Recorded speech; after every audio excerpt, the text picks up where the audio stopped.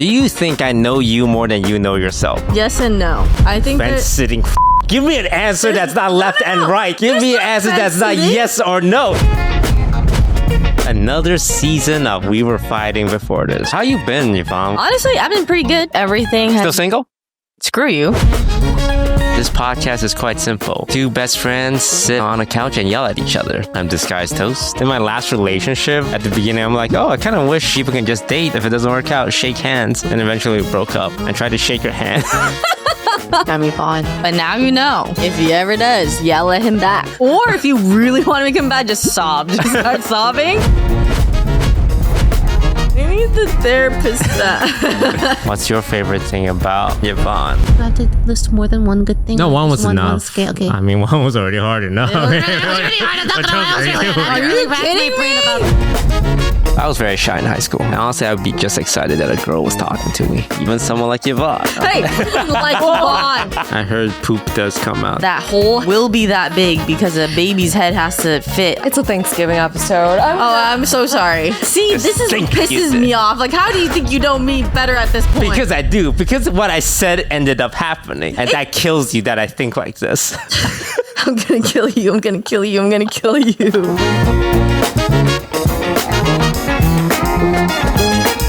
Oh my goodness. Welcome back, everyone. We did it. Another season of We Were Fighting Before This. Wow. Look at us. I did not think we would get here alive, spending so much time with you, specifically you, Yvonne. I know. I heard that the first time you said it. Wow, season 2. Didn't think it was going to happen, but look, we even got a new set. Look around. I mean, sorry, audio listeners, you guys can't see our new set, but it's really pretty. We got some green walls. We got the shelves. Yeah. How are you feeling about this new season? Spending another year together. Did anyone have a hard time listening to that or what? Another year together. Yeah, the way you say that kind of sounds like a serial killer-y a little bit, but you know. Yeah, Chelsea and Nate worked wonders with this set. It looks so freaking good. I love it so much. It looks very warm. Like, for those of you who can't see, it's like very green, very pink, and yeah, very comfy. We also brought back Chelsea, you know? That's pretty big. She made the cut.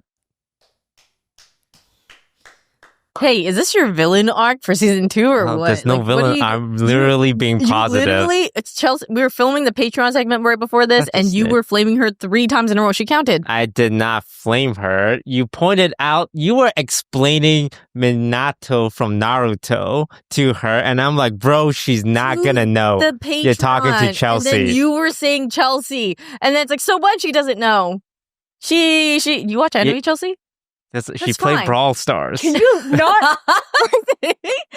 Don't bring this up every episode. She plays anime. Do you never know anime? Nothing? Like Avatar? Oh, don't say that. Don't equate Avatar to anime. I mean, Avatar's go to show. Mm-hmm. Yeah. Okay. So, why not? Why don't you watch any anime? Like, in your words, I'm a normie. So, I mean, I read comics back in the day. Mm-hmm. Like Garfield. Why is this funny? You know, I when you say comics, I'm like, okay, Iron Man, Spider-Man. Like Tintin, you know? Like, there's... Oh, gee. I'm done. I read Garfield too, and, no. Calvin and Hobbes. Yeah. Was that Veronica Archie comics? Really dating ourselves with these references. Okay, screw you. Really, really happy to. How you been, Yvonne? We haven't talked in a while. I know. Honestly, I've been pretty good. I think everything has... Still single? Screw you. It's been a whole season. Oh, man. We really failed. Remember season 1, episode 1? We said, hey, we're going to find Yvonne a guy. We're going to make her a dating profile. You were supposed to meet people for me. Yeah, I just couldn't find anyone up to your standards. Up to my standards? Up to your even standards. per your standards. Up to your standards. I would almost even say that my standards would be lower than what my friends have for me.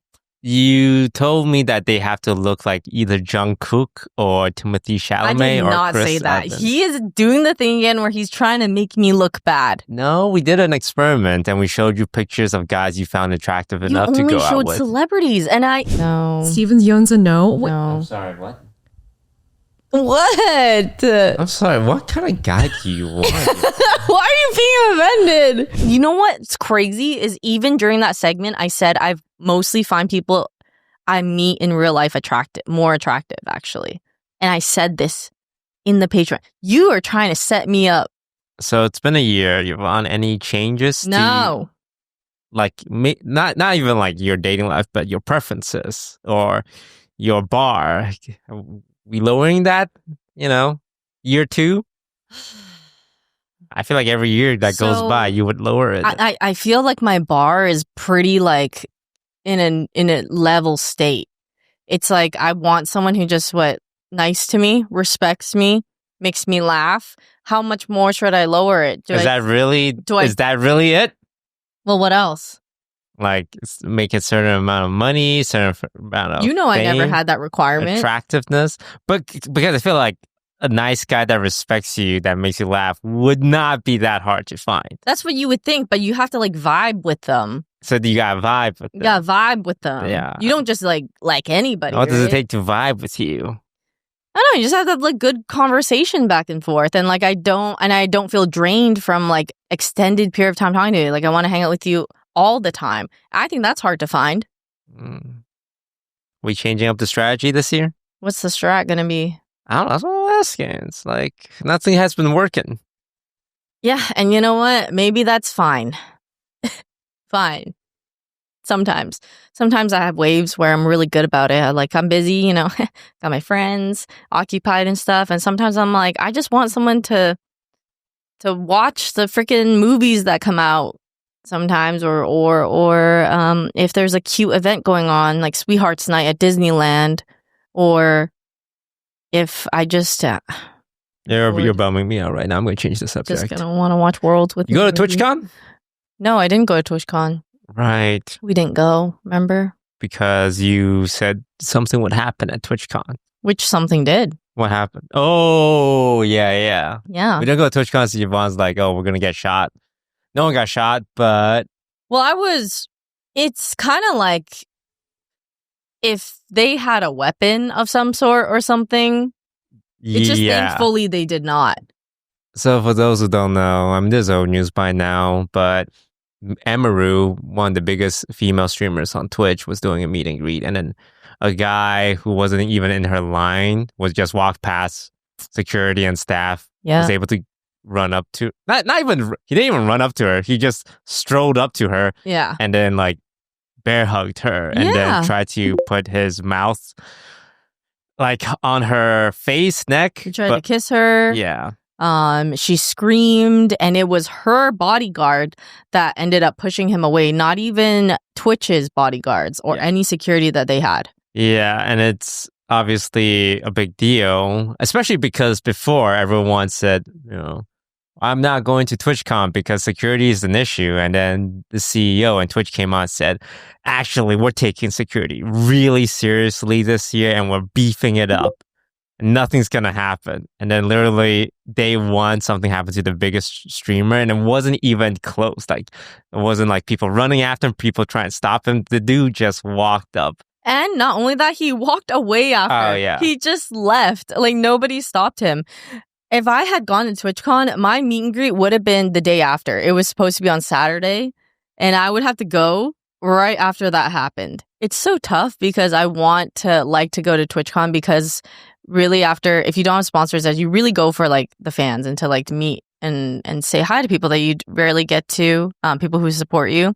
And it makes me sad that I feel like I don't want to go really much anymore because of the stuff that happens. When they said they were beefing up the security, I'm like, if fans really wanted to, they can get access. They can like find streamers outside the con and inside the con. If someone really wanted to do something, they do have, metal detectors, which is definitely helpful to make sure weapons aren't being smuggled in. But in terms of access to streamers, nothing really stops a fan from doing what the guy did to Emiru. So when the CEO of Twitch came out and said, "Oh yeah, security is being beefed up," I don't think anyone believed it.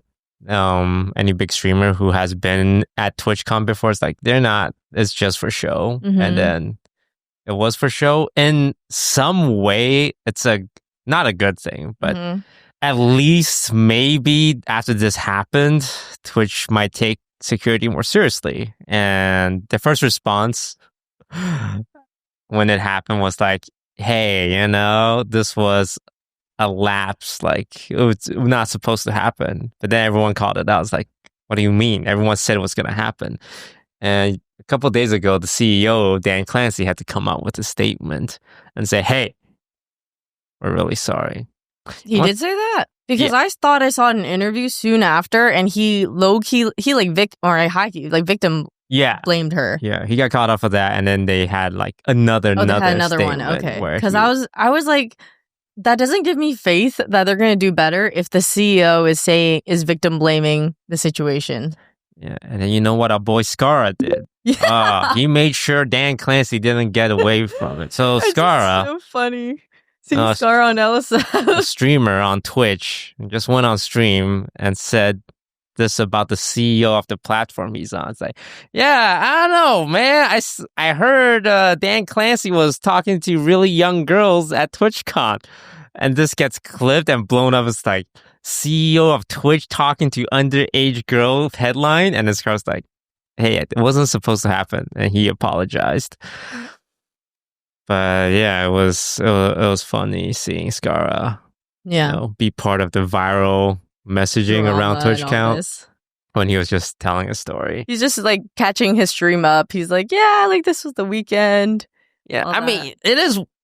I mean, to me, it's a little strange that the CEO of Twitch is spending so much time socializing with streamers, guys, girls, whoever. And I get like, hey, you want to be the cool CEO, but there's a balance of being cool and like hip and professional. Yes. And I think he leans a little too much in the, I'm hanging out with the Kai Cenat and the speed. Yeah. I agree. It almost feels like you're just trying to be like known and cool versus being like doing your job, being professional and all that. Or like at least the demeanor even, or like the way you present yourself. Yeah, a lot of people don't have too much faith in him. There's this clip, and I don't want to get in trouble. I know I stream on Twitch, but this is just what happened publicly. I'm not saying anything that happened privately. They were showing off the new Twitch feature, and it's a For You page. Oh. Right? Like a TikTok For You page for her Twitch streamers. And he shows it off on like the official Twitch channel, his For You page. And he scrolls through trying to find a gaming streamer, and it's just 10 girl, we call them booby streamers, where it's like a little suggestive content. Yeah. And he's just trying to scroll until he finds one that's somewhat, PG, that he can show off the feature. And he just eventually gave up. That's crazy. So when people are saying, "Oh, I saw Dan Clancy with a girl," I think it definitely doesn't help. Yeah, that narrative. Yeah, I mean, if nobody is surprised, then like, please don't ban me off Twitch. I'm just saying what other people are saying, or I'm just saying what I saw in the clips that definitely did happen. Yeah, streaming is really messy right now. You know what makes me sad is like there's a lot of stuff going on. And then when Emmy posted her thing with Miz, with her situation with Miz, I just think like, and even in the Saeed situation too, I just think this happens to people on a regular basis and then no justice is served for them. Yeah. And it's like people are saying like, oh, streamers are good people. This happens to everybody. This is like an everyone situation. And it's just, it makes me sad when I think about the people who their stories don't get out or their abusers get to go away scot-free sometimes because, they're not like people that are on the internet. So, that Emmy and Miz situation and the Saeed situation and your honestly, I just learned of this. I didn't even know this. I didn't know that happened to you. When you talked to me about the situation too, it was mostly just like you had this little interaction with Emily. I didn't know that happened with Nina. Yeah. I remember talking about this on the podcast when it was like right after Streamer Games, we were debriefing it. And I remember saying like, oh yeah, it was weird. I had this one weird interaction with a bunch of IRL streamers coming up to me and forcing me to be in their content. Mhm. I didn't expand on it because at the end of the day, it's like, I had a talk. So what happened, for those who don't know, at Streamer Games, I'm at a massage table and then some IRL streamers came up to me and started like, first of all, they kicked me off the table because I'm in line for it because they're just setting up. And they're like, hey, get out of here, Toast. And, they're trying to banter and stuff. I'm not really having it, but also they're trying to bait a reaction out of me, right? From taking my spot. So I'm not going to really entertain this. So I'm just going to walk away. And one of the streamer, and it was Agent, and he was being really chill. It was mostly like Extra Emily and Nina trying to, they're doing their banter, but it's like, haha. So Agent noticed this, and in the middle of it was like, hey, Toast, no, you should, it's your turn. So I'm like, hey, it's cool. Like, you guys finish up and I'll take my spot back. So he was really like aware of what's happening, but obviously he's not gonna put a stop to things because I'm not making a big deal out of it. I'm sure he doesn't want to make a big deal out of it. So it's my turn, and I get on the table, and then this streamer girl, Nina, who I don't know her, it's like, hey, you want a massage? I said, no, I just want my normal massage from the physical therapist. Like, no, let me give you a massage. And I'm like, okay, whatever, let's do this bit. And then she just starts both hands on my ass and like, yeah, I know that clip was hard to watch, jiggling it around. Yeah. And I'm like, okay, well, it's already happened. Maybe I should have said something. I really thought in the moments like I could make this a thing, right? I could say, hey, fuck off. Do I want to do that? Extra Emily's there, Agent's there. It's at a sponsored Red Bull event. I'm a Red Bull athlete. Dude, does this need to be bigger than it is? And I said, like, oh, fuck it. Just like wave it off, whatever. Yeah, that's fine. But the whole time on my face, like, you can tell I'm not playing into it. It's like, yeah, funny, haha. So that happened, and it was whatever. I didn't feel good about it, but it was, I'm not thinking about it every day. It didn't affect my life, right? And then recently, this girl got in trouble for doing something way worse, in my opinion, to another guy, where two girls held a guy down and started like twerking on him, and he's like, "No, I don't like this." Yeah. So that was like 100 times worse. I mean, it's crazy because the people around him were also like, he's not consenting to this. Yeah. Yeah, I don't think this woman really understands consent in the girl guy direction, because a lot of times it's just like, haha, oh, we're just all joking around, can't you take a joke?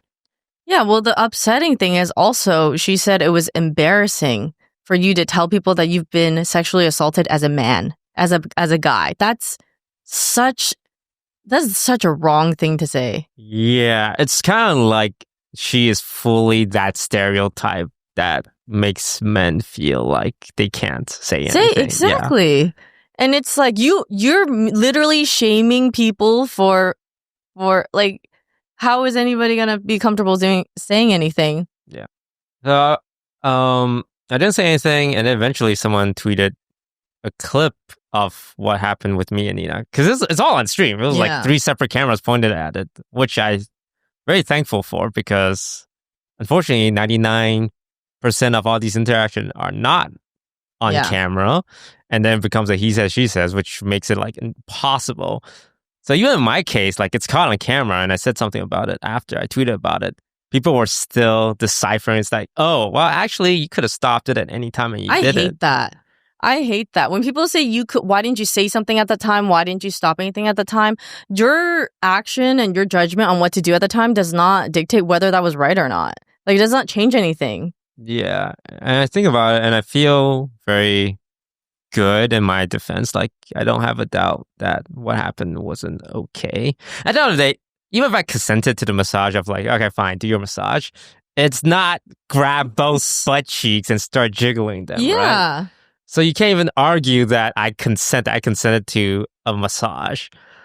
And I remember talking to Sydney about this, and I wish there was a word between like sexual harassment and sexual assault. Because even though a lot of people define it as sexual assault, like when you call it that, then it almost feels like you have to prove that it was this devastating thing that I was like pinned down or whatever.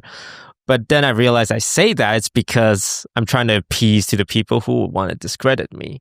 Well, yeah, because people are like, that doesn't count. And then they're like, that's not as bad as like this or that. And it's like, it's either sexual assault or it's not. I don't know. There's a lot. I mean, I understand there's like gravity to it. Yeah. And that's fair. But like to say it's not is really also invalidating at the same time.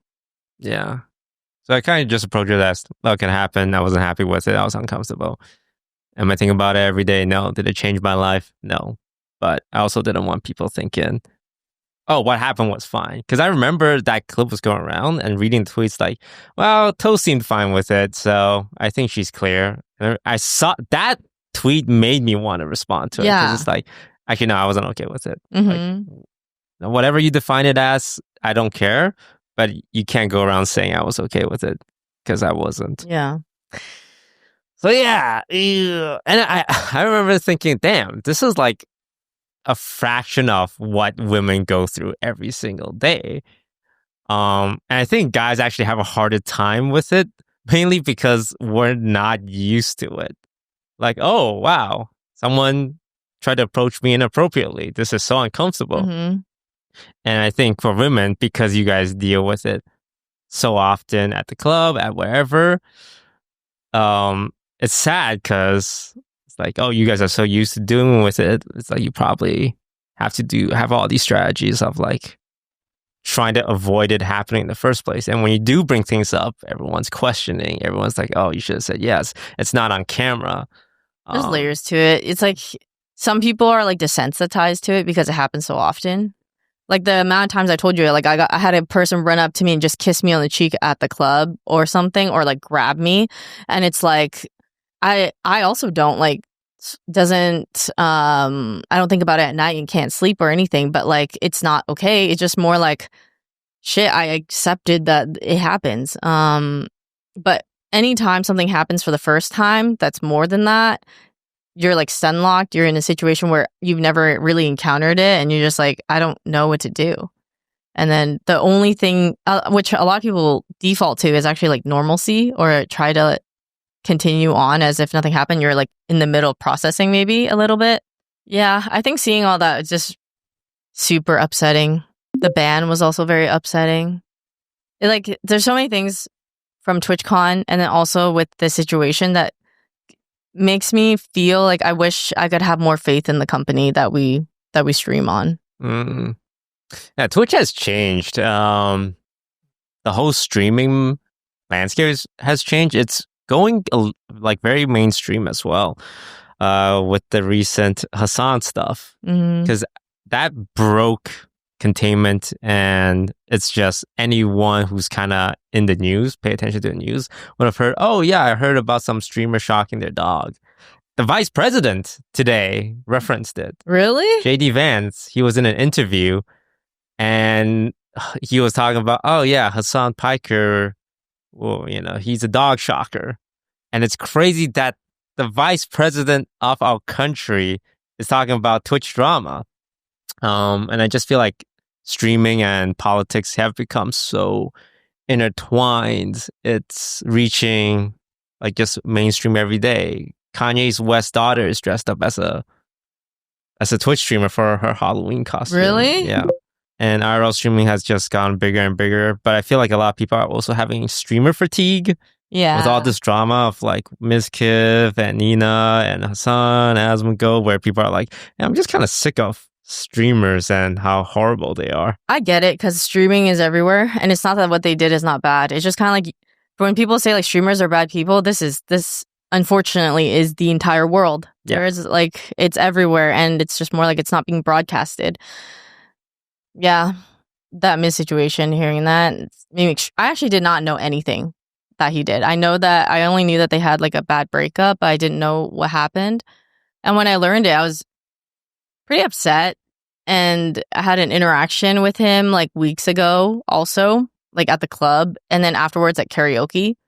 And I remember just being like, I feel uncomfortable with the way you're like talking to me and looking at me right now, to the point where, I mean, like, I'm not saying he tried to do anything, but I just remember feeling like I had to insert my friend in between us at karaoke. Like, I was actually ushering my friend to sit in between us because I was just not comfortable with the way he was talking and looking at me. But it's not something worth saying much or anything, but I think that added to when I heard about it, I was thinking about like, yeah, I don't really trust you as a person. Yeah. And I don't feel like Emmy has any reason to lie like that. She brought receipts. She has people like agreeing with. There's instances of clips of Maya experiencing similar things. And your argument is that you're trying to make what you did look less bad by trying to say she threw plushies at you. It just makes me so upset because he's dodging so much accountability, or like trying to like dampen these things that he's done. But by giving a blanket statement of, yeah, I was a bad boyfriend. Like I wasn't good to her. And I hate that people can just say that as if like what you did had no gravity to it, or you just take what feels like some accountability by saying that and then not really knowing what you did. Yeah, he seems to struggle with accountability or understanding that if you're saying something in quote-unquote retaliation, people aren't going to be sympathetic to your point of view. One thing he brought up that I thought was really funny was Emiru. So for context, these are just two streamers who were in a private relationship, and then it went really bad. And then the girl Emiru came out with stories of abuse by the guy Mizkif. Yeah. But Emiru accused Mizkif of using like, hey, I'm going to kill myself if you do this, as emotional manipulation, which honestly is like strategy number one in a toxic relationship. I'm sure some listeners have experienced like when they're young in high school and it's like, I'm going to kill myself if you break up with me. But this guy's a grown man. And Mizkif, in retaliation, leaked a text message of Emiru saying something similar. But the text message he leaked was like her saying, oh man, my stalker was really annoying. This is tough. I'm going to kill myself. Like we say that all the time. Yeah. Like, oh God, this is so frustrating. I'm going to kill myself. And he was trying to position that as her using emotional manipulation against it. And I'm watching this Crash Out stream thinking like, dude, that's not going to help your case. I don't want to touch too much about like people's personal things with Mizkif because I feel like everyone has interacted with him and has varying degrees of comfortability. My thing with him was he was on steroids and he was working out and he was telling people he wasn't on steroids and giving fans and viewers an impression of like achieving a certain figure without the use of like enhancement drugs, which I always think is a pretty bad thing to do. And he was calling people morons for thinking he was on steroids. And then his most recent apology video was, hey, that wasn't me. All my issue was because I was using steroids. So it's like when it was beneficial for him to claim he was on steroids, he was doing that. And now that he can use it as a defense, he's coming clean about that. Yeah. Yeah. People don't like streamers right now. There's just so much drama. It's just Mizkif stuff irks me so much. I just see so many clips of him and the way he treated Maya and the way he talked to them. It's just like, it's so upsetting. And I didn't even know because I don't go on clips. I don't see things. I mean, they probably also didn't really think of it much until the situation comes up and then people are like, wait, this has been happening. And then they compile everything. And yeah, I mean, all of this is on camera and just happened and done openly. And a lot of people, including myself, I saw it's like, oh, I guess that's their bit. Their bit is Mizkif is being aggressive. It's sad because I see her trying to verbally say that it was not okay even when they were streaming. Yeah. When he tells her to shut up, when he's throwing bags at her or like accidentally punching her, like all these things. Like there's just no, like, she tried in a way, in her own way, which I can understand, because sometimes you try to say something and then there's not much in response and you just feel helpless and you just feel like, okay, well, I tried, and then you give up and then you just return to normal. Yeah, it's all on camera too, and there's a giant audience that's egging things on. It's like, yeah, get it, say it, Mizkif, do it. I just feel really bad for the girls who went through that with him.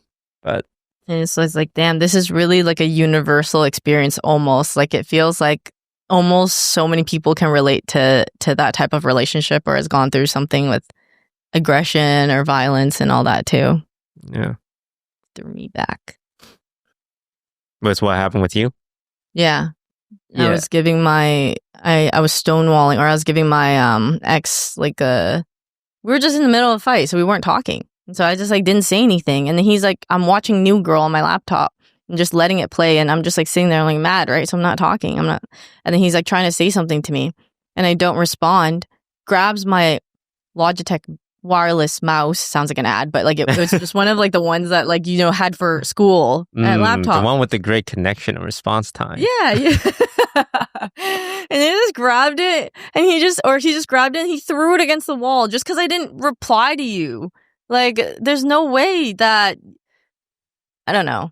And it's not that I honestly do feel for most of the time, like, or whether it's guys or girls, but I know a lot of guys grew up in the sense where it's, hey, don't talk about your feelings, don't cry, be a man. Like, I know there's a lot of like toxic things out there that made it really hard for guys growing up to express their feelings and emotions. So when they feel it very intensely, it's hard for them to know how to handle it in the moment. So they maybe like, punch a wall, or maybe they like go to aggression.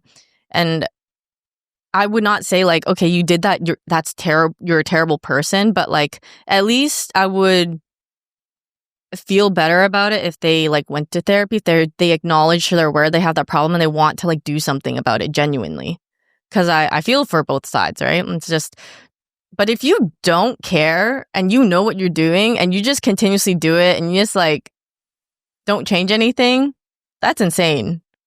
Have you been watching Love Island? Sorry, Love is Blind. No.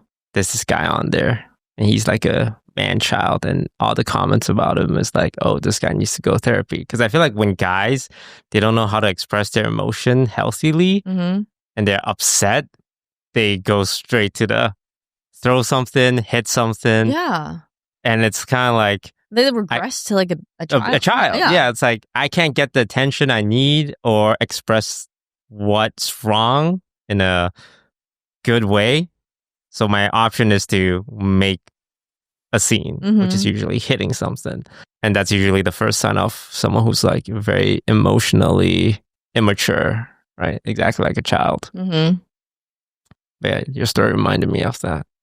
Yeah. I mean, I feel like I've dealt with it with like, not everyone that I've dated, but almost everyone that I've dated, actually. I just remember feeling not even sure how to feel.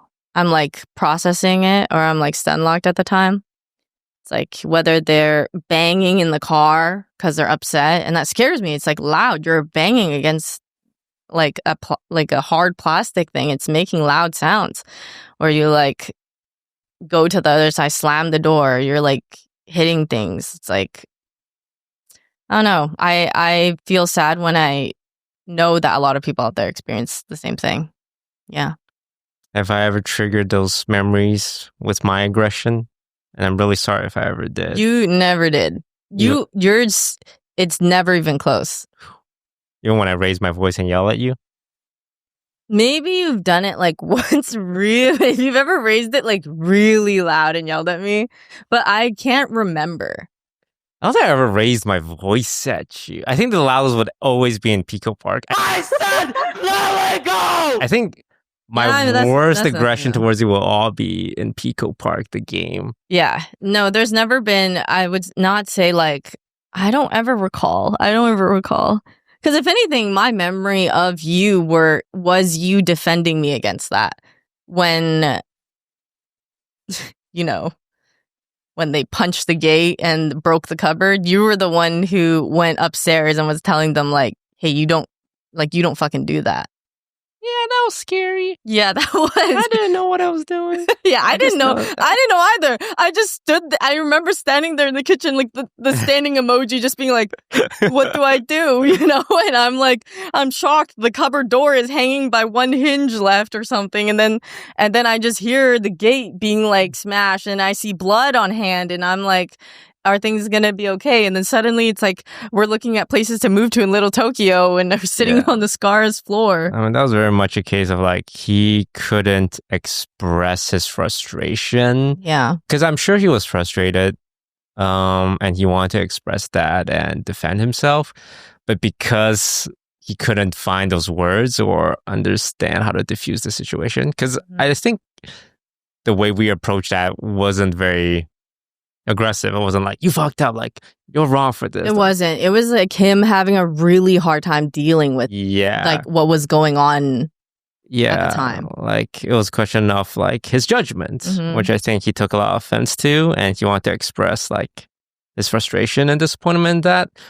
Because he couldn't do that, he hit the wall, hit the cupboard. So I like, and when in those moments, like, yeah, it's not cool, and I kind of just wish there was a way to get them to like mature. But when you tell a guy who's in that stage that, hey, you need to grow up, that's not gonna fix it. It's like telling your girlfriend to calm down. Gentlemen, do not do that. I mean, you don't even know. Like, I get that. That's why I mean, like, I understand. Like, he scared me, right? But I wasn't gonna be like, hey, that's fucked up, like, fuck you. To me, I would appreciate it so much if he just came to me and was like, hey, I'm really sorry if that scared you. And, like, I will not do that again. I will try to take measures to, like, not do that again. Now, I would appreciate that if you're, like, maybe no, or you try to go to therapy, or you try to, like, work on, like, trying to calm yourself down before, like, you get aggravated or anything. Like, any type of thing like that would be great. But I don't know why it's like, it feels like they just don't, and it's repeated until you no longer have them in your lives. You remember the last time you raised your voice? Yeah, I don't remember exactly what it was, but I remember with who, and I remember I was very upset. Was it recent? Maybe like months ago. Months ago. Oh, what happened? May I ask? I was arguing with a guy. Guy or some guy? Just some guy? Like a guy? A guy. Oh, a guy, huh? Also, what setting? Like at the club, you're yelling at him, or you're on the phone? No, I think it was in my apartment. I raised my voice. I don't like to. I like to talk about everything in a very like level tone, and I like to have a conversation. But sometimes when people don't respect you or something, that just pisses me off, because I'm like, I'm trying here. It's upsetting you're not reciprocating or feeling like you're trying as well. Do you think the raising of your voice there was needed to convey your feelings to him? Sometimes I don't know if it is, but sometimes it feels like it does. Like sometimes it feels like talking normally, I can't get to. It feels like as if you're talking to a kid, and then like raising your voice, this might work because other things aren't working. Yeah. Or maybe you're like, you are just simply agitated and like upset. So it could be like everything, but I just don't like doing that. It makes me feel like you're making me be something that I don't want to be at all. Do you feel bad after whenever you raise your voice? Because it's like, oh, I had to like do something I didn't want to do. It depends on the situation. Because sometimes if I feel like I truly am being disrespected, I will not feel bad for standing up for myself. Yeah. But if there are times where I feel like I was, like if I'm yelling and they're just like, I'm sorry, then like, yeah, I would apologize. But that's rarely been the case. Rarely? As in, it's been the case once? I just don't want to say that I've never done it, because maybe I haven't, I just forgot. How convenient that you forgot the one time you did it. I don't do that. I do that with you because we banter and we do this. But in a normal setting with somebody, I don't do this. But this isn't raising your voice. I feel like, at least for me, when I raise my voice, it's like at a level that no one will hear it, like normally have heard it in a day-to-day setting. Yeah. I hate raising my voice. Every time I raise my voice, I start crying.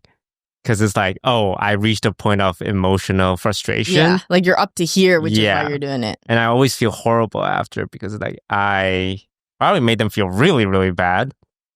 And I wasn't able to get, like, I used my last resort. Like, What was it? there was 2 times I recall in the last 7 years I raised my voice. Once in a relationship where I was just super frustrated and I raised it and I very much regret it. And this was 7 years ago because I just couldn't make myself feel heard and I was frustrated and I was just like, I'm going to express my anger by raising my voice. And then she yelled at me back. Like, oh shit. Strategy did not pay off. She's a fighter. She's a fighter. Yeah. Honestly, which I think was a good thing because if she just started crying, I would have feel way worse. And the other time was firing my agent because he wasn't completely honest with me about something, and I remember feeling super betrayed because coming to LA, Hollywood, I really thought people would be looking out for me. It's like, oh, we're friends first, and then business partners after, right? And then I found out that wasn't the case, and that he put like the company and himself the bottom line first, and me second. I felt really bad, but now that 7 years later, I kind of grown. I kind of look back and say, oh. He was just doing business at the end of the day. Like, I had this idea that we were friends and I shouldn't have had that. And yeah, I raised my voice in that scenario because it's like, how could you do this to me? Like, you're fucking with me. Yeah. That's the 2 times I raised my voice, and every time it just feels really bad. I feel like you've raised your voice during video games. Is that not? Oh no, that's different. That's different. And also like raising, like anger raising is probably like 5 decibel higher. And that's infinitely scarier. I will say this because like I've had like the guys like raise their voices at me and I have felt scared and I had to tell them like, and it's extra upsetting when I have to tell you multiple times that this scares me and you continue to do it. It's like, I feel like I get scared maybe easily when somebody raises their voice, especially when a guy does it in a way where we're like arguing and you're raising your voice. Even though he yells in video games and he probably might raise it the same level, it feels so different. Like that will never scare me as much as me arguing with a guy in a car and he's raising his voice. This is like head voice, chest voice. Like when you raise your voice from the head, it's kind of like, hey, what are you doing? But it doesn't carry that. Yeah, it's not hoarseness. Yeah. There's something different there when you're arguing with an SO and they're raising their voice. You should never raise your voice at your partner. And I haven't done that since 7 years ago. But now you know. Or she if yelled he at me ever back. does, yell at him back. Or if you really want to make him mad, just sob. Just start sobbing. Actually, that might be the better. Honestly, it's different for every guy. Like, if the guy has any amount of sympathy or like niceness, if a girl starts sobbing, I'd be like, holy shit, I'm a fucking asshole. But there are toxic men that would be like, yeah, this is working. I want to yell at her more. Yeah. Like, this is making her feel bad. Yeah, I'm winning this. Men, ladies, if you're at a point in a relationship where you're screaming at each other, it's probably time to call it quits. Yeah. Just shake hands and move on. In my last relationship, at the beginning, I'm like, oh, I kind of wish people can just date and then we can just, if it doesn't work out, shake hands and say goodbye. And eventually we broke up and tried to shake her hand. Yeah, put it there, buddy. Because it's kind of like, hey, it's really no hard feelings. Okay, like, and how was that? She's like, hey, I'm not going to shake your hand. It's not hard feelings. Not going to shake your hand. I'm like, yo, that's Shake your cool, dude. Not this guy trying to put that at the very end. That's yeah. crazy. I mean, a lot of breakups just end so differently. Some people are amicable and some people are like, hey, I never want to see you again. Yeah. Yeah, I want to be like, yo, no hard feeling, dog. Hey, GG's. I think I said that. Do you internalize your racism? Internalized racism. Are you an I don't think Asian so. person that hates other Asian person? No, Or hates the fact that you're Asian yourself? no. I like that I'm Asian. Yeah, you do. You durian eating fuck. What's wrong with durian? Durian's great. You know, I'm on Love is Blind. Have you seen Love is Blind this season, Chelsea? A little bit. I know, yeah, clips.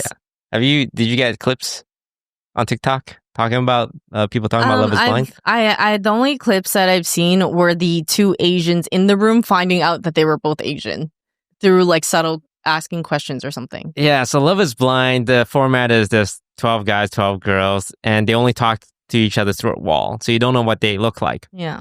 And this season, there's one Asian guy and one Asian girl. And this is in Denver, where it's like Mormon white people. So we're like, whoa, what? Asian people. Normally, there's not a lot of Asian people. And they're talking like white people because they were raised in Denver. Mhm. It's a guy and a girl. And you can just tell this guy feels horrible about being Asian because he's in a room talking to a white girl. And the white girl's like, oh, what's your ethnicity? And he's like, I'm, oh, you want to know? And for everyone's like, bro, just say you're Asian. And then people online watching this video dissecting is like, oh, this guy definitely does not accept the fact that he is Asian. And people were saying he probably got bullied for not being Mhm. white. There was apparently something that happened in Denver to do with that. Now I understand the correlation. There was a girl talking about some incident in Denver where there was like, Hate crime? yeah, towards Asians, I think. So it was like a big deal. I think Mm. that's why maybe that also contributed. I'm not Yeah, sure. like I'm sure this guy got bullied yeah. in high school and college about being Asian in Denver that made him act like this. Because when I saw that, I felt really bad for the guy. Like, Mhm. on one hand, it's like, dude, be proud about being Asian, or at least don't be weird about it. On the other hand, it's like, I don't know what he went through. He probably went through a lot to make him at a point where he feels like he can't tell people he's Asian. And to be honest, I felt that way a little bit, you know, in high school, going to college. Like, if I were trying dating apps, it's like, ooh, I gotta list the fact that I'm Asian, and I think that's gonna reduce my chances. And they've done studies on this where like Asian guys and black women get the least responses, and studies like that just reinforce this idea. It's like, oh, people don't like Asian guys. People don't like Asian guys. But he definitely struggled with that. And there was this Asian woman, and then the Asian guy and the Asian woman was talking, and they were like, oh, we're both Asian. And then the Asian guy's like, we should date. And then the Asian girl just leaves. Really? She quits the show the next day. huh? And people were trying to dissect that too. It's like, oh, maybe she had things to work out because she was so happy meeting an Asian guy, and she was trying to come to terms with the fact that she'd been dating white people all her life, and now there's an Asian guy, and she's giving him a chance, but only because she can't see what he looks like. That she only discovered that he was Asian later, and then felt connected once she already had a rapport. Mm-hmm. So she was like, oh, maybe I wasn't giving Asian people the chance because I didn't want to date Asians, but I'm Asian myself. Why did I feel like that? Mm-hmm. So it was a whole conversation. So there's no result? Like you don't know why she quit then? Still up for discussion? Kinda. They never really expand on it because she quits the show right after. And then the guy ends up with a white woman, and then the white woman sees him and is not attracted to him. But to be fair, well, okay, in the conversation, he was like, "Yeah, I'm Asian and I'm pretty hot," and she's like, "Oh, Oh, so it doesn't matter. It didn't matter that he was Asian. Well, I don't know either because Oh. it's also debated because she's like, "Oh, all my brothers date Asian women," which is a crazy thing to say. That is a crazy thing to say. And I guess in her head, she's like, oh, I'm going to get myself a little Simu Liu, a little Asian man myself. And then they reveal and she sees him and she's like, not attracted. You could tell on her face. Oh. And immediately says, I'm quitting the show right after. But here's the thing, though. She can't have people thinking she's racist now. So she's kissing him as she's trying to break up with him. She's like, oh, you're so hot, but I can't do this show. And this Asian guy's not getting it. he's like, oh, so do you want to, let's both quit the show and we'll meet up in Denver. And she's like, nah, I can't do that. I can't do that, but you're so attractive, and starts kissing him again. Oh my goodness. And then he's like, oh, how do I contact you? And she said, I don't know. I don't know how you're Suddenly, I don't have a phone. Yeah, I'm on Instagram. And this guy's just not getting it. And then he does an interview after. It's like, yeah, we're really attracted to each other. So I don't think it's an attraction thing. Oh, no. And you just can tell this woman is mortified because the world's going to think she's racist. Yeah. And a part of me is like, bro, you just didn't find him attractive. It's not necessarily because he's Asian, but because it's such a hot topic. It could look that way. It could look that way. Yeah. And she's in an interview. It's like, oh, I just know what people are going to think. Yeah. I would say he's very average looking. Mhm. He was talking a big game that he was not able to back it maybe up. he hyped him up. He hyped himself up. Okay. And I know she doesn't want him to think it's because he's Asian. Yeah. But now he's definitely thinking that. Yeah. So there was a lot of internalized racism that was a big topic of it. And yeah, have you ever felt that way about being Asian or being ashamed of it? The only times I felt that way, not ashamed of it, but if I'm at a tourist spot and what looks like Asian, like Taiwanese, Chinese tourists are being really rude and not respecting the line, or they're at a buffet and they take all the crab. Yeah. And I'm thinking, and I'm standing there and I'm like, you fucking Asians. It's like, you're giving us a bad name. Listen, I don't think I do. I think I love my culture. Listen, I am aware of some shortcomings of the culture of people. You know what I mean? Like, we're at Disneyland. I was getting pissed at everyone cutting the fucking lines. Like, I was getting mad and I was like saying fucking Chinese people, but I'm Chinese, but I was getting mad at them for being so but that's just how it is there culturally. They're like, if you don't get to the front of the line, you're gonna be so behind. Like, it's almost like a means to make progression of any sort. Yeah. Sure, I don't know what it is exactly. Something's different. I was raised here. It's a little different, but not saying people don't cut here, but that was crazy. Yeah. But yeah, I don't know. I think I love being Chinese. I love our food a lot. I love the culture and everything. And I think there's just good and bad everywhere. Like, whatever shortcomings we have, we also have great things to balance it out. So I'm not saying that it's I think it does suck because being an Asian girl, I feel like, and maybe I'm wrong, but I feel like there's not too much as much negatives in the media as it feels like people have said Asian guys aren't attractive. Yeah, there's a whole movement with Asian guys, Asian masculinity that is a hotly debated topic internally amongst Asian men of trying to figure out where they belong in this Western world. Because, obviously there's not history behind it, we're the kung fu masters, we're the math nerds. It's really stereotypes. And right now it's they're trying to the Kevin Nguyen's, I think is a attempt to break out of that of being cool clubbing Asians. But now there's so much of them, and there's you can kind of fit them in a mold, and we make fun of them. They play Valorant, they go to EDC, they listen to Keshi. In different parts of America, people are at different stages. Like in Denver, it's just you try and act white, you act like you belong, try and be white. And in California, where, being Asian has its own identity, and, there's the SoCal Asian, NorCal Asian, tech bros and stuff. So it's a lot. And when I was younger, I was super lost of I'm an immigrant child. I don't really know what path to go down. I like girls, but it feels like girls don't pay attention to me. Is it because I'm Asian? Well, that means I can only date Asian girls, so I don't even try and think about dating white girls because white girls wouldn't like me. It's all these thinking in your head, and it's really a lot of self-limiting beliefs. But now that I'm rich and famous, I can date anyone. But that's what you gotta do, kids. those young men struggling out there, all your problems would go away when you become rich and famous. Go ahead, Chelsea. When did you realize you were rich and famous? Yeah. Oh, well, it really doesn't feel that way. Like I joke about it because people joke about it, and my character is like one of big ego. But the way I think being able to, I'm very out of touch. But one thing I think about is like, oh, when I need something, I can just buy it. Mm-hmm. Like I have a sponsor stream and it's a Xbox game. Mm-hmm. Oh, I'll just buy an Xbox. Mm-hmm.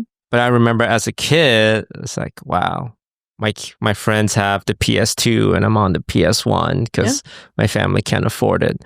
And I think about how I'm able to do that now, and I take it for granted because, like, talking with people who aren't streamers, they're like, oh, I need to, make sure I have enough money to buy this. Or I want this, but like it's expensive. Yeah. I hear that.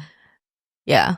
I mean, I think that's normal that like when you start making money and when you start doing things, even if you grew up not having in the first place, you could still get accustomed to like the lifestyle that you have. Yeah. I don't really feel rich and famous because I don't think I'm that rich nor famous.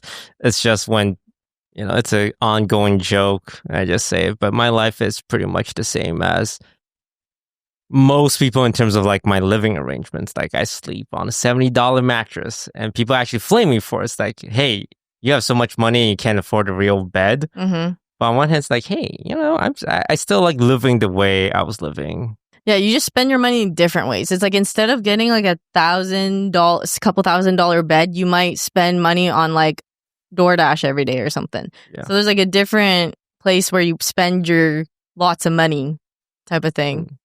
Food is a good one. I was a college student, and if I wanted to treat myself for the week, I'm ordering Ubereats because I don't have to go pick it up. And even though I have to spend $5 extra, which is like back then, like so much money, I'm just throwing away $5. It's like, that's my celebration meal is I get to Uber Eats McDonald's versus going to the fridge and eating sliced deli ham and bread.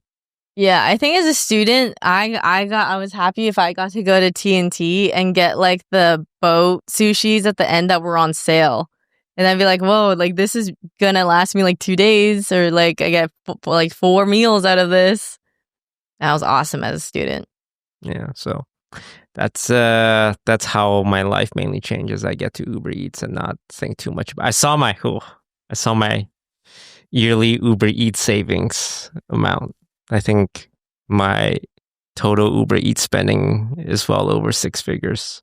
Bro! Yeah. Like, explain. How He every orders day, everything. Coffee. 3 times a day? 6 figures? Like, there was a period of my time, I don't do this as much anymore. Now that streaming's on the downturn, you gotta be economical. But when I was like making bank on Facebook, breakfast, Uber Eats. Lunch, Uber Eats. Dinner, Uber Eats. Coffee, Uber Eats. What's the difference then now?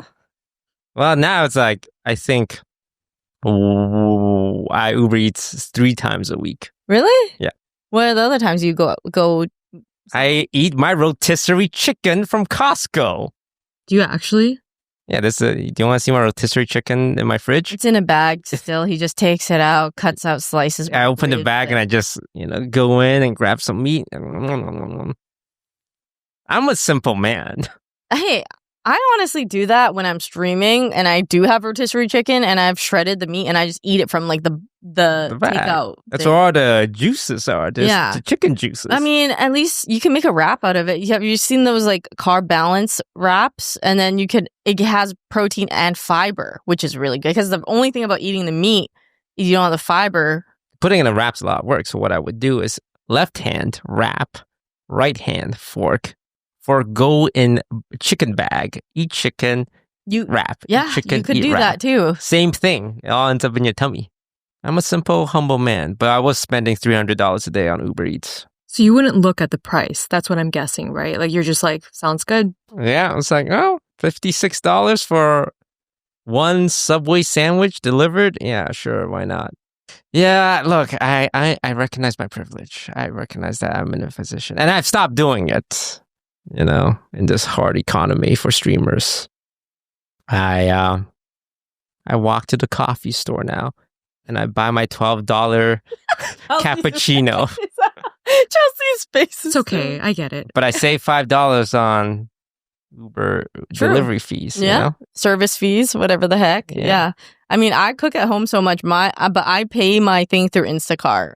Like, I don't know what it is. I just don't like going out to have to go grocery shopping at times. I like it when can go with people. That's the thing. For some reason, if I'm with somebody, I have no problem. But when I'm at home already, I order Instacart. That's my guilty thing. Well, think about the time you save. It probably would have taken you an hour to do all that shopping. Yeah. And an hour of streaming is more than $10. It's literally because of that. It's Yeah. because I've gone before and I've felt energy decline throughout the day from like going to get the groceries, driving through traffic, bringing the groceries back, putting everything away, and like even that small couple of things. I said this on stream the other day. It's kind of like it's crazy that like people have to go to their job, like go to their day jobs. They can't work remote, so they have to go in, they drive there, they drive back, and they still have to come home and do exhausting chores.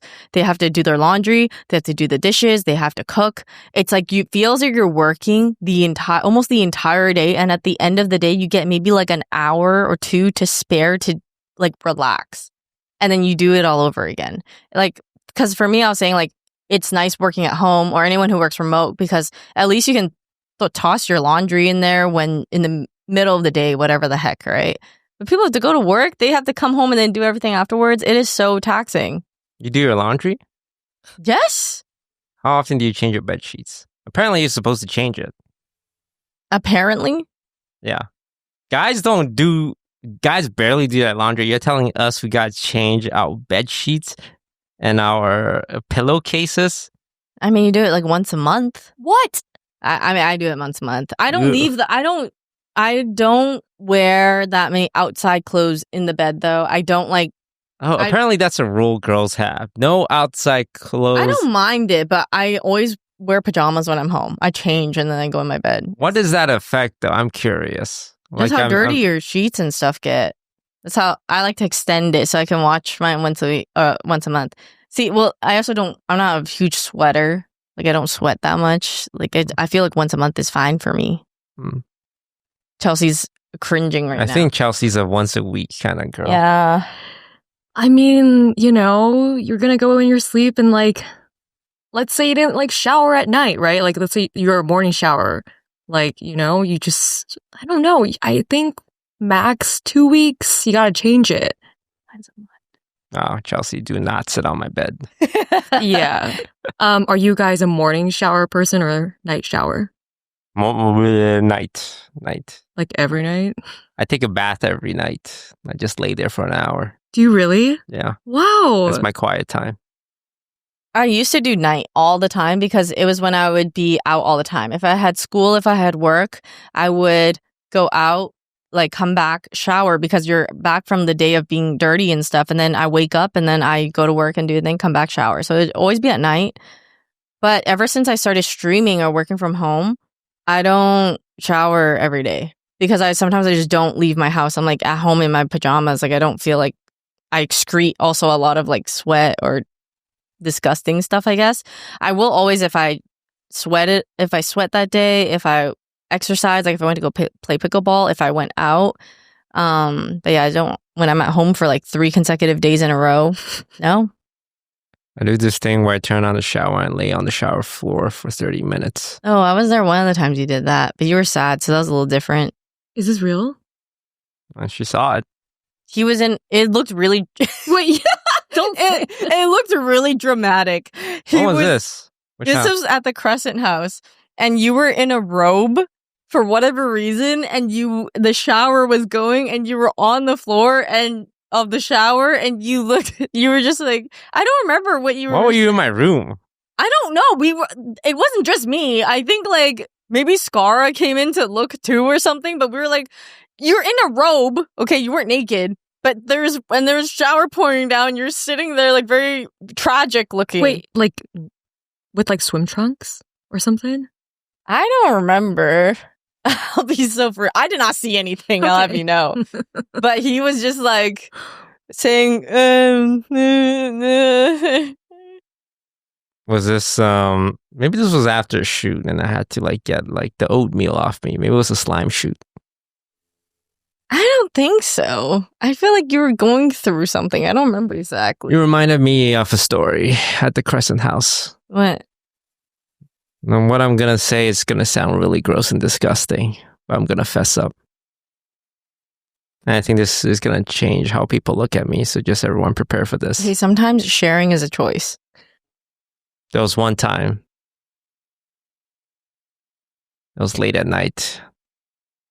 It was really cold in the basement where I live because I shared a basement with Scarra. Oh, I think I know what you're going to say. Yvonne's heard this story. Maybe I told it on the podcast. You haven't.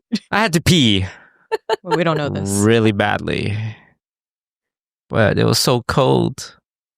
It was so cold, Chelsea. I didn't want to get up because my bathroom, this was when I didn't have an in-room bathroom. My bathroom was outside my room. It was right next to the room, by the way. So far away. Right next to the room. 30 steps. I wasn't going to make it. And I noticed on my table from the day previous where I finished a bottle of Gatorade, an empty plastic bottle, perfectly sized for what I need. So I did the unthinkable. Really unthinkable. I pissed in the bottle. But oh no, I had a lot to drink that night. You know how when you fill a bottle, you can hear it getting fuller and fuller just by the sound? It goes, and when it gets to the top, the sound changes. Yeah, and it gets quieter. It gets quieter because there's not a lot of space to go through. And I can hear it. The sound changing because it was dark. And I knew I fucked up. And guys can stop pee midstream, but it's really bad for you. And I'm like, maybe I can make it. Maybe I can make it. So I just let it fill. And I was so close, but I miscalculated just by a little bit. And a bit splashed on the floor. So I wiped it up, went to the bathroom, threw it out, washed my hands, and went back to bed. This is crazy. You ended up having to go to the bathroom anyway. But, when I wiped the floor, it wasn't with like a wet paper towel. It was a dry paper towel. So technically, there's a bit of dry pee on the floor. And I was like, yeah, I'll probably get to that later. And I woke up the next day and forgot about it until later that evening where we were all hanging out. And then I had to grab something from my room. And just I was in my room, and then Scarra and Lily came and was like, "Hey, Toast, how you doing?" And then came in my room, and that's when I remembered. Because I remember thinking, "Oh God, your feet are touching my dry piss. Should I say something?" It's too late now. So I just let them stand there. I think I told the story to them like years after. How do you feel? Feel good. I feel like a lot of weight's off my shoulder. How did you feel? At the time, mortified. I don't want my friends stepping in my dry pee. And you should say something. They already stepped in it. It's not like I wanted them to do just it. didn't have to step in it, be in it longer, not knowing. I think, hey, there's no like, you can't step in too much pee or too little pee. You either stepped in pee or you didn't step in pee. All right. Well, thank you all for joining us on this week's podcast episode. Can't wait for a whole year of this. Yeah, I can't wait. Next week, it's your turn to tell your most horrifying story. If I remember. Thank you all so much for watching. And big thank you to everyone who's supporting us on our Patreon. Once again, you can sign up for $5 a month and get some exclusive behind-the-scenes content with me and Yvonne. Spoiler alert, it's mostly us fighting. So we were fighting before this, and we were fighting after this, and you can see all of that on our Patreon. As for us, that's going to do it for this week. Thank you all for watching, and we'll see you all next time. Thanks for watching. Bye. Bye-bye. That cardigan makes you look like you are an outpatient at a hospital. It's really drapey, you know? Yes. And it's a very floral pattern. Yes. The one they use at hospitals. That was a trend back then.